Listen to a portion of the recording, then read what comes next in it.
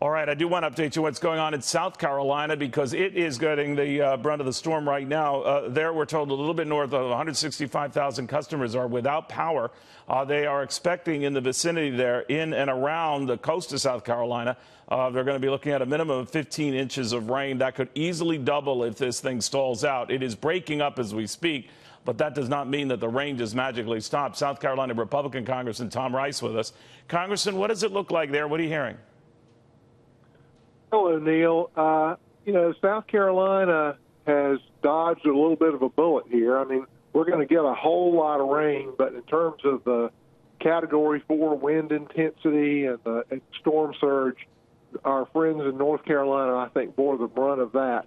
We got some, but it's nowhere near what they felt. Did a lot of people heed warnings, certainly from the governor and others, urging, get at least away from the coast? We're told that once it looked like this was heading more to North Carolina, that those along the coast in South Carolina stayed put. Is that true? No. Okay. This is a tourist mecca. Hundreds of thousands of people are here on any given day on the Grand Strand of South Carolina, the northern part of South Carolina, for vacation or for a weekend or for golfing or whatever. And our governor, Henry Master, did a fantastic job of getting out well ahead of this and putting on a mandatory evacuation on Tuesday. And the tourists left immediately, which, they're multiples of the resident population.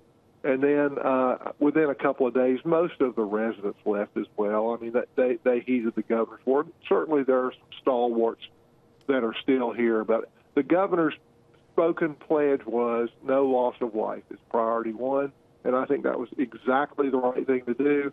And it's amazing how well the state and local governments carried that out, getting upwards of 1 million people off the Grand Strand with not many wrinkles. It was a logistical nightmare, and to be able to pull that off as easily as they did, or apparently easily, was fantastic. They practice it, they prepare for it, and they carry it out, and it's been relatively wrinkle-free. My hat's off to the local sheriffs, to the law enforcement, to the emergency responders, to the local governments that have carried this off so well. We've been under, this thing is like slow poison. I mean, thank God we didn't have that Category 4 come straight up the gut like they were telling us we would 48 hours ago. But we've got this 50-mile-an-hour washing machine churning on us right now. And our big problem, the biggest thing my residents are going to face is the inland counties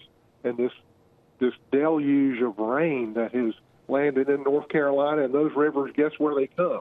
They come right through the border belts of South Carolina through Winyaw Bay, which is all my district, and the agriculture people in the western part of the county, in the western counties, the towns in the western counties, which flooded just 2 years ago with Hurricane Matthew, they're facing even higher rain totals now. I've lived here for 60 years. I can never remember a storm coming across the Atlantic and stopping right on top of us for 3 days. It's going to be an awful lot of water.